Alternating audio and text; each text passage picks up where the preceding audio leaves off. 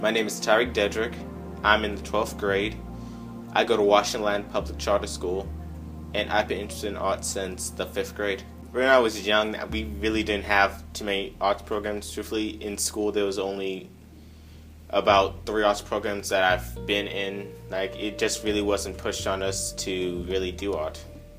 I feel like it's very much a requirement that you're getting so much a disinterest from, because you get people who really want to do art but can't because of limitations with grades and stuff like that.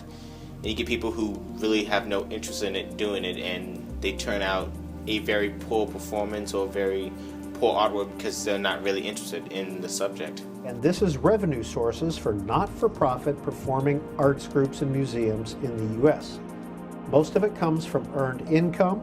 The second biggest source of income is from individuals, corporations, foundations, interest and endowment. And when it comes to government, here it is. 1.2% of arts funding comes from the federal government, from the states 2.2%, and from local 3.3%. Yeah, and I think what that tells you is how diversified and really decentralized the arts funding infrastructure is for nonprofit arts organizations here in the U.S. About 7%, as you see, comes from federal or local or state government subsidies, and really only, as you said, about 1% or so from the federal government.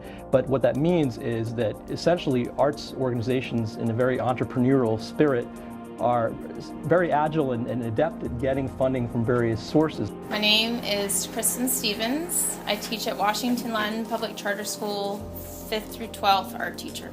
If I'm not creating, I feel like I'm not being myself, I feel like I'm sort of lost, if I don't get a chance to make something. And so for me, making art is like just connecting to myself. I think that we should have the arts in our schools for lots of reasons, but one to catch the kids that if we didn't have art, they would fall through the cracks, and they would never know that they have all these talents, or that they're creative, or that they're musical, or that they can dance. They would never know this if we didn't teach them it. There are 3 reasons why an arts education is important, and it has nothing to do with raising the test scores or teaching them skills that they can use in other classes. It really just has to do with the fact that all of our students learn in very different ways. All education hierarchies across the world, you got those core subjects first, and the arts are always last. And why are they always last? Why are we not focusing on these areas? If we are focusing on these areas, putting them into dance and music and drama and art, then they can cultivate some skills that they can use later in life. And that I think it will solve a lot of the problems that we are dealing with right now in education. Funding in art is very good because in the long term, a lot of people who do art and have extracurriculars that they are really invested in, really interested in, do better off in the long run. They have a focus, a goal that they really like, so they're not worried about doing illegal or bad stuff. I think that it's all about getting the message out, saying we really need more fundraising, maybe some more notice on this topic, that art schools are really, really lacking in funding.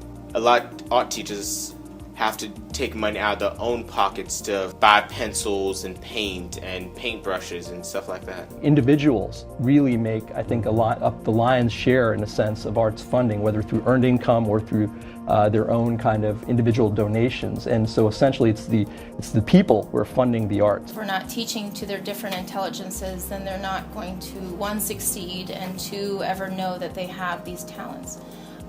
2, that every child is curious. Art is one way to spark their curiosity and to kind of reel them into something.